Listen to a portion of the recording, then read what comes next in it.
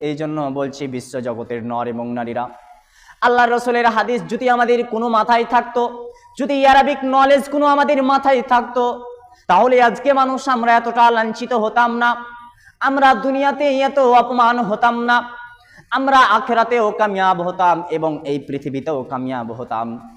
কেন হতে পারিনি? রাসূল সাল্লাল্লাহু আলাইহি ওয়াসাল্লাম বললেন যখন হাদিসের মধ্যে, তলাবুল ইলমি ফারিজাতুন আলা কুল্লি মুসলিমিন, প্রত্যেক আদম সন্তানের উপরে, বিশ্ব জগতের নর এবং নারীর উপরে ইসলামের জ্ঞান অর্জন করা অপরিহার্য। অর্থাৎ যেই রকম ভাবে আল্লাহ রাব্বুল আলামিন সালাতকে ফরজ করে দিয়েছে রে, সেই রকম ভাবে আমি রসুল তোমাদের উপরে অপরিহার্য করে দিলাম শিক্ষা অর্জন করা, অর্থাৎ ফরজ করে দিলাম। এই জন্য রব্বুল আলামিন শিক্ষা এত গুরুত্বপূর্ণ